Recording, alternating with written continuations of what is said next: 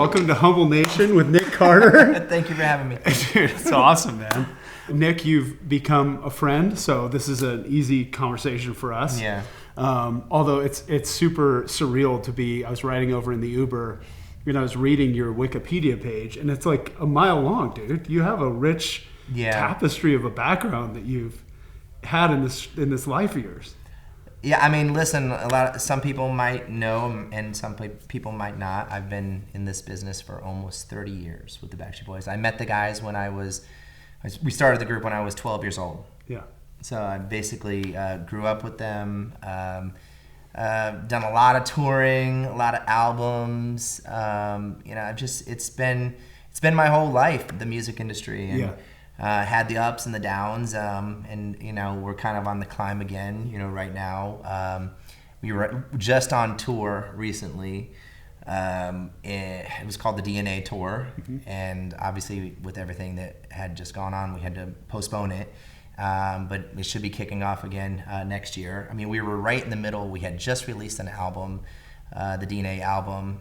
It went #1 and on the Billboard charts, and the tour was like sold out. We were on our second leg in the States and had over 50 shows on the books, and we were playing arenas. And so I'm just very grateful to still be in this industry and to be able to experiment and try new things. And I think that's why what drew me to you guys, with blockchain and Humble Pay and everything. Well, thank you, sir. Yeah. We appreciate it. It's really been fun getting to know you. Yeah. You were the first notable celebrity that ever tweeted about us. And I'm like, yes, all right, we're on the map. It was so funny. It was funny. Yeah. It was great. And then you and I became friends, and I had good vibes off you from the very beginning because, at UCLA and the locker room, it was Blink-182, Tupac, and Nick Carter. Like those are, that's the deal, bro. Yeah, seriously, that was the deal. Thank you. We were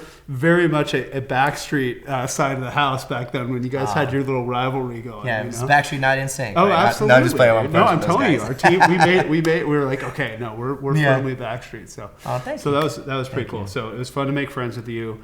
But I want to kind of work, so. Obviously, this is an experimental podcast. I'm still learning how to do it best and what the fans like and what they don't. And I think with you, what I did with Gabby was I did a really chronological interview with her because it was her first podcast ever and she was going to the Olympics. Yeah. And I think people wanted to hear her story and everything like that. We did one with Spencer Dinwiddie from the NBA, and it was just all blockchain immediately because he's so fluent in it. I wanted to just get out of the way. With you, I'd like to go a little bit more chronologically, if that's cool. Sure. Okay. So you're born in New York originally? Yeah, upstate New York, Jamestown. Okay. My claim to fame back then was that I was born in the same hospital as Lucille Ball. Okay. So that was, it's where fame and then was the born. Buffalo Bills at the time. That's all you had up there. Jumping through picnic tables. And then I with the Bills realized later on when I moved down to Tampa, I was around 6 years old when I moved down there. I realized I still had a heart for the Bills, but I could choose my team, so I chose the Buccaneers. So. And you chose well. I chose the world champions. You chose very well. So, and you remain down there in some capacity, right? You have a place down there and stuff. Yeah, I grew up in Tampa for a lot of my life, basically from 6 up to 20, 21 years of age. Yep. I was living in Tampa and still have lots of friends and roots there, and I still call it home. I actually went further down south, South Florida, so I have a place down there as well. So, but I'm a Florida boy at heart, and been living in Vegas right now, and stayed here after we had done the residency, which was a couple years back, and so this is pretty much where I'm raising my family. Yeah, right. So you're bi-coastal in a way. Yeah, listen, if you need to be. Yeah, look, when we're on the road, it's a large portion of the year that we're away. So, I lived in LA for a little while, and but bi-coastal. We were just talking about Wyoming. Oh yeah. Cheyenne, Wyoming. Oh yeah, man. Come on. So I like to just kind of have being a world traveler since I was 15 years of age. Right. I just it's hard for me to settle down, and so I just love the world, and so I have little places here and there everywhere. But yeah, I still love Florida. I get it. That's cool. Okay, and then so you're like what, 12 years old, and that's when you joined the group? Yeah, there was an audition that we had. Actually, the story goes that I was doing a lot of stuff in Orlando when it came to acting and singing, and I was doing a lot of competitions, and that's when I started getting really good at it, and I had an audition for the Mickey Mouse Club, and it was the same year that Justin and Brittany and Gosling and Christina and all of them were on it. And around the same week, I had an audition for this basically blue sheet paper call out for like a group, and I auditioned for both of them and went back home, sat down with my mother, and I said, I don't know how great the auditions went, and got callbacks for both of them. And they did, the Mickey Mouse Club actually offered me a $50,000 contract at the time. And I come from, at the time, I mean, we were a lower middle class family, dad working and all that stuff, and trying to support 5 kids at the same time. And that was a lot of money at that time, and I was given the option at 12 years of age to choose between the two. And I chose the Backstreet Boys, who weren't named the Backstreet Boys at the time for the audition, passing up the $50,000. And then the Mickey Mouse Club pretty much ended that year, and everyone went their own way. And so I became a Backstreet Boy. So you were almost in the ultimate draft class of the Mickey Mouse Club. I was almost in I was an outsider. Yeah. But yeah, it was kind of like Orlando was the hub pretty much for, the boy bands, and that, like, they said, like, Seattle was like for grunge at the time, and so then everyone was coming out of Orlando when it came to pop. Yeah. So, Amazing. Okay, cool. So, but ultimately, your stars intersect anyway with all those people that you just named. So, you kind of ended up in the place. Anyway. Yeah, I think it was a special time, and all of the incredibly talented people who came out of Orlando. Some others formed groups, NSYNC and O-Town, who was named after Orlando as well, and it was good company to be in. Yeah, no doubt. Yeah. That's awesome. Okay, so you guys start touring. You told me once that you toured abroad first, like you guys started to gain traction abroad before you...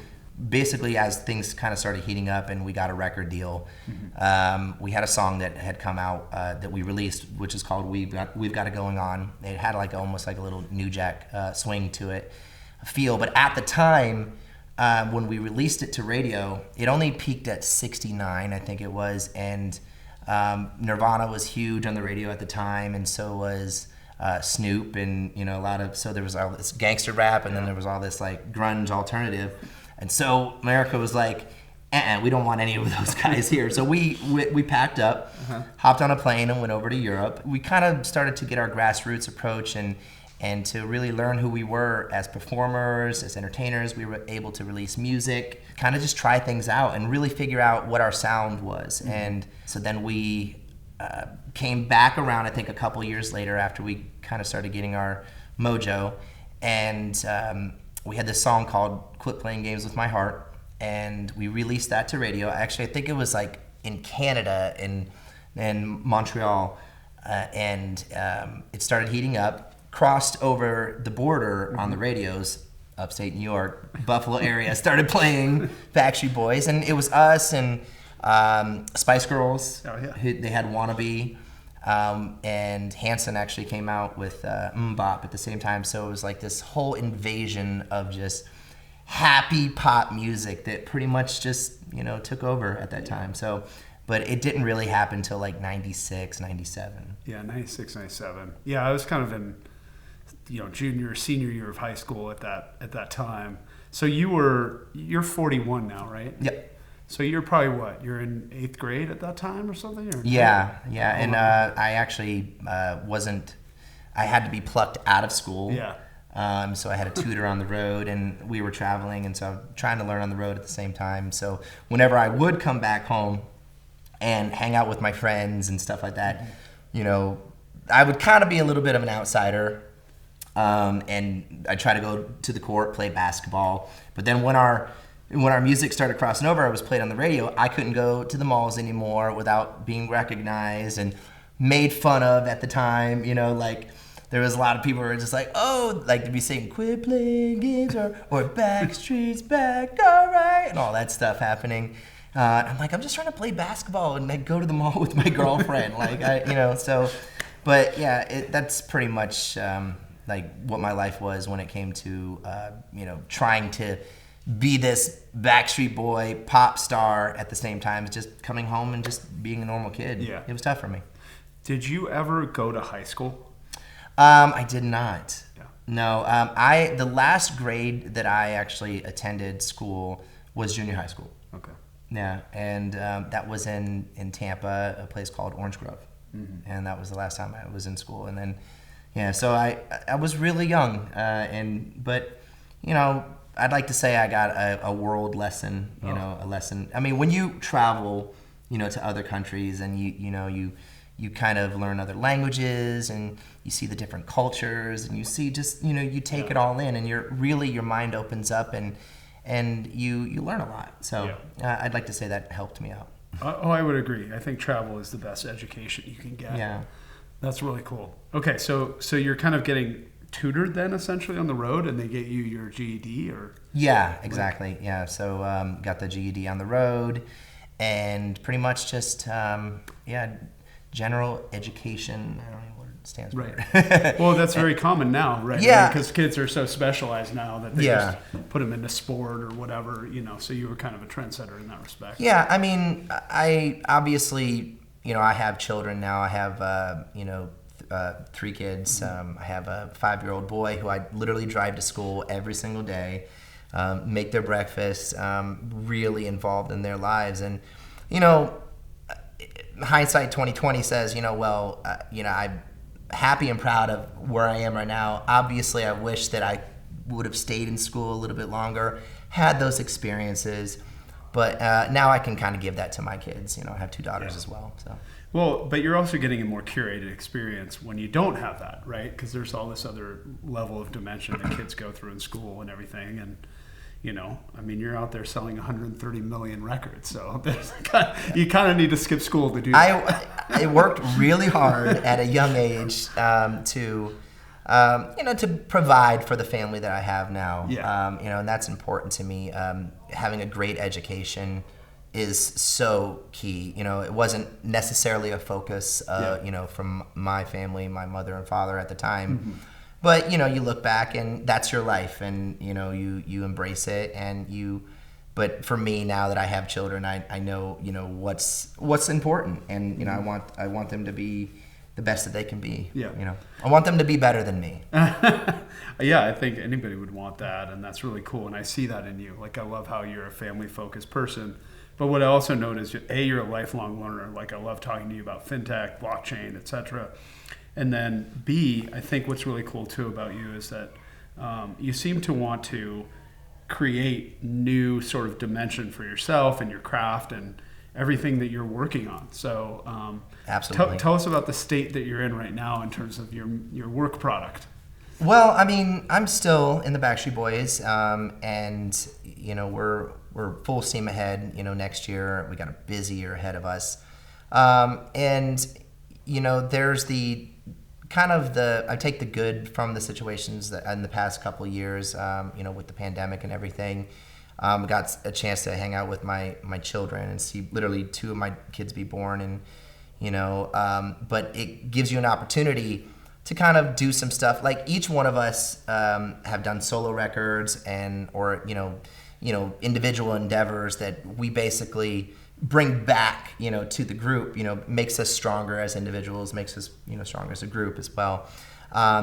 But I've put out a couple of solo records and I've written and directed movies and all those things. And, but I was, got motivated again during the pandemic, with the downtime, gained a little weight, got to lose that, get back in Backstreet shape. I've been there. ate too much food, too much Postmates. Yeah. But during that time, you get motivated. You start thinking, there's things you want to say, and writing music is a passion of mine. I've been in the studio for the past month, and inspired to get some stuff down on paper, and so that's pretty much where I'm at right now, and really motivated to do this next solo album. And obviously, I fell into this decentralized finance world the past couple of years. My wife, she traded crypto, and I got really into it as well. And then I started learning that there was this whole other legitimate side of crypto. Obviously there's the dark stuff people talk about, but then there's the utilities and the things that actually are gonna hopefully work and be kind of the trendsetters for the future. And that's why that led me to the blockchain, and I started I stumbled onto, is it TSNP? Yeah, TSN, that was our ticker symbol. Tesoro, and I still think the world's greatest flooring and furnishing company. We talked about this. Yes. I think you need to make T-shirts. We will. I forgot what we said. Some sort of slogan. We'll do it. You're on. And the original. So I became an original investor into the company because I saw. A couple of your presentations and your conference calls, and I'm like, I think this guy is incredible. And then I started researching your story, about Block 30, and I really was inspired by blockchain, and I personally felt like there was an opportunity there for the music industry to evolve and to transition, eventually into that space. And I said, well, you know what? I can take a chance, when it comes to a solo project. Thankfully, I have individually fans all around the world, and maybe it could be a way for me to connect, with those fans in places at one moment, and to be able to use the blockchain, so that really inspired me to say, well, maybe we could be at the forefront of something very special, that we'll be talking about in years from now, saying, oh, remember when those people took that chance. You know what I mean? So that's kind of why I love blockchain. I really hope so too, dude. I mean, we have a 2030 view and we have a 2050 view. I know that annoys the day traders and the millennials and the Gen Z. They're like, come on, man. But we really do have a long form view on what we're doing. So to that end, you and I talked about Napster. Yeah. So that was about 20 years ago. Is that right? Yeah. So what happened with Napster in your career? Meaning, we talk about blockchain being much more binary form of commerce and giving you more direct to publish controls and peer trading mechanisms. What happened with you and Napster? That takes money out of your pocket basically, right, at that time? I mean, you're dealing with record labels. You're dealing with big business. Yeah. Obviously that's something that always creates friction. But obviously Napster was ahead of the game at the time, and taking it to the digital world, and you have to be that person who can kind of see past the pasture, so to speak. You know what I mean? And the green on the other side, and it takes time. I do believe that blockchain is that we are in that moment right now where it's going to go there, but Napster, we came from the CD world. I mean, we were in the tape world. We started in the tape world, and then we went to the CDs. I can't even tell you how many CDs at the time, scratched in your car that don't work, Right. And now you look at it, you're like, oh, that Napster thing, that was a great idea. Should have used it sooner, Yeah. But the physical copies, in holding something that you can touch. I mean, I appreciate that. Yeah. You know what I mean? It's funny. I was when we made this announcement, some of the fans were like, "No, thank you. I still have a CD." I'm like, "Really? You guys still have a CD? Come on." Well, we'll do 5 commemorative. We'll do commemorative, right? The NFT space, But I just think it's just the Napster. It didn't really affect us at the time. I mean, I think that we were in 99 when we did our Millennium record. We had broken, I think it was Garth Brooks's record of the amount of albums that were sold. I can't remember if it was 1.3 million or something like that. of the opening of it. And amazing. That's when people had to get in their car and, go to Tower Records and, and actually, go do something. I mean, now it's a whole metaverse, and I think that's really cool. But I just think that people, when they learn how to, I think that's the learning curve that we're talking about right now when it comes to blockchain and crypto. It's like, you got to get the wallet, you got to do all these things. But I think that's the opportunity that, and you could correct me if I'm wrong, that HUMBL is trying to do, is to simplify it for the consumer. Yeah, you saw your PR release this morning. I mean, it's like, we want HUMBL to simplify use cases on blockchain for the consumer. We consider that a consumer packaging layer. And then we consider these blockchain networks like blocks to be a network layer, not unlike a Verizon or a 5G T-Mobile type of packaging underneath Apple. So that's kind of how we see it, is a consumer packaging layer and then a network layer. Yeah. And so that's kind of the binary collaboration that we have inside HUMBL with blocks. And we're excited to do some things with your album that I think have not been done before, with the registry 100%. and the metadata storage and some things that I think will be very unique. Also, the ticketing conversions will be super cool. Yeah, absolutely. We've got some things up our sleeve there. We're gonna try to do something with the HUMBL Holidays thing, right? Yes, we are. We're gonna try to. We think that over time, every ticket is going to become an NFT, and vice versa. Well, it makes so much sense, when I think about it, because look, I'm a collector. Yeah. I've collected comic books. I've collected trading cards.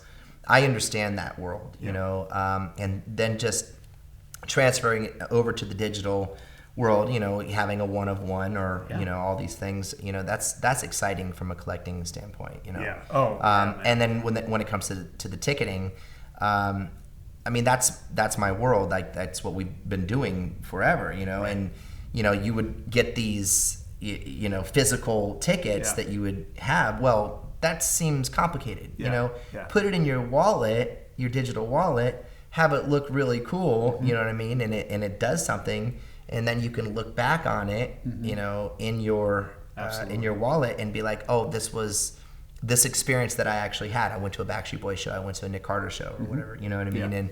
Yeah. And how it applies to sports as well. Obviously Tom Brady's doing a lot of stuff right now with NFTs, and and it makes a lot of sense. And I'm excited to see where you guys go with that. We also like the idea of the glossy ticket perhaps having a QR code on the back where you can scan that into a digital version of the NFT. And so we're going to be doing some experimentation around that with your stuff as well. So that's great. Just to tell you, we work on your stuff in the lab. I'm happy for that. I need that. No, but Nick, I love working with you, dude. Like it's so fun because you are a hard worker, man. Yeah. Like you text me 7 a.m. like, hey, and I text you back, do you like this NFT? Yeah, that's badass. Or no, that's like, let's change this. I love your work rate. It's cool, man. You still got it. Yeah, I mean, listen, I can't get complacent. I'm always trying to find that like new thing that excites me. Mm-hmm. And again, like releasing, music as an NFT, on the blockchain, on your blockchain, it's invigorating. It's inspiring, and it really, I'm excited, and it's. I've always been searching for that, what's the new technological breakthrough? What's the thing that, just to be a part of that story, what I mean? I think it is really exciting.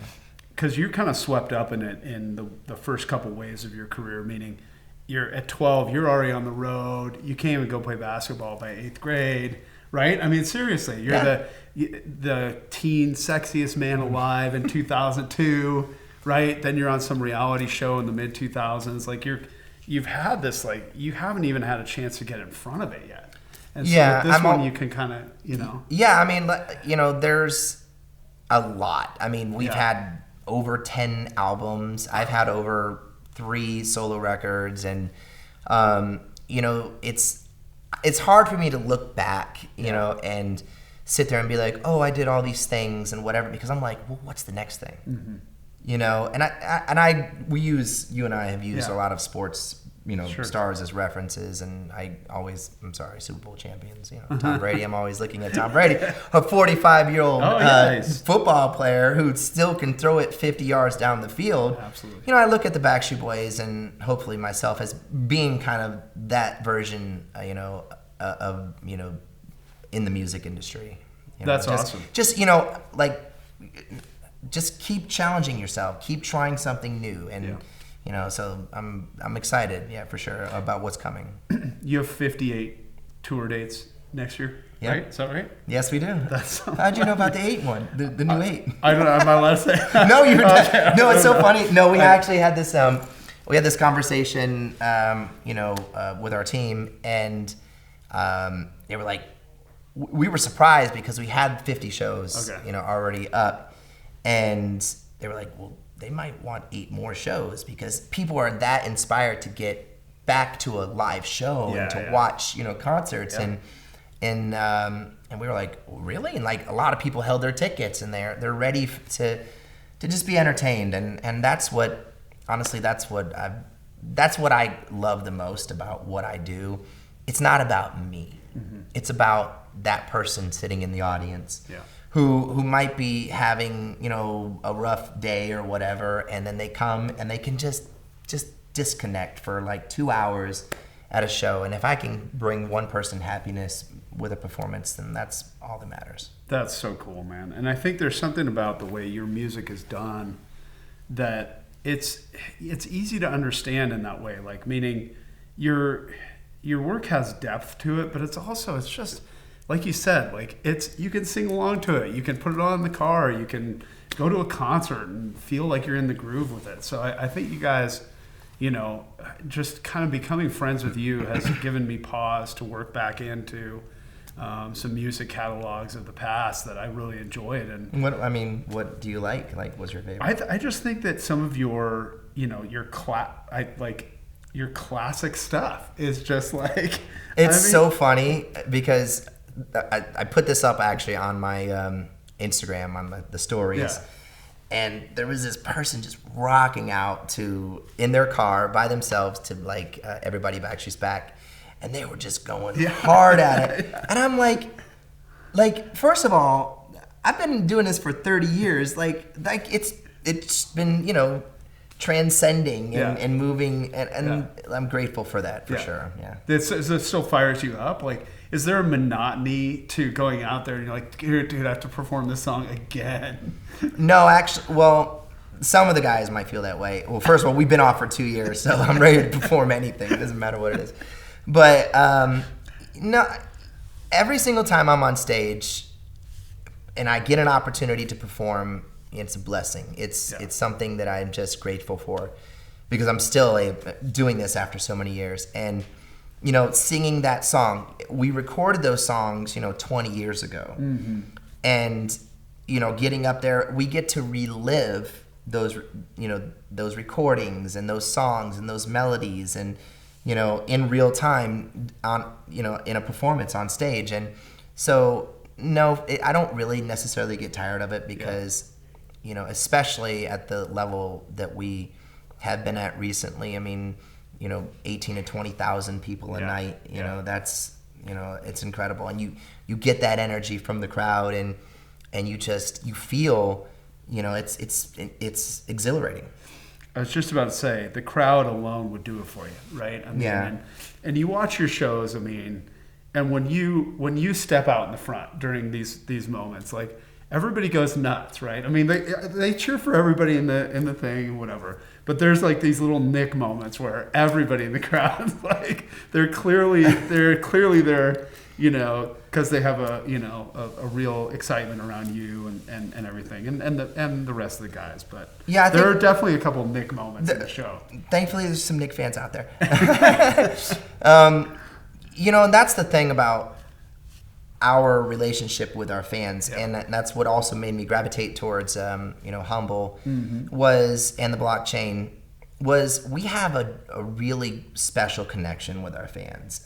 When we're on the road, we know their names, we know their faces, and like some of the loyals, and I'll be on my Twitch and I'll play video games with them, and but it's been that way for 30 years, and trying to find a platform, something that we can directly connect. Yes. Versus, listen, we still have label deals and all that stuff, but I believe that the blockchain, is going to be a more efficient way to connect with someone down in South America at the same time as someone in Southeast Asia or Europe, or Canada, because it's direct. And then correct me if I'm wrong, but I mean, that's what DeFi was designed for. Well, and it's more binary, right? Meaning you're in a People magazine cover in 2002 or whatever.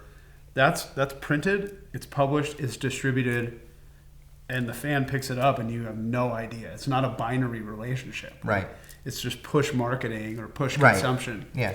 And that's what's so cool about blockchain is that, you think of payments on peer-to-peer, but it turns almost anything into peer-to-peer through tokenization. Right.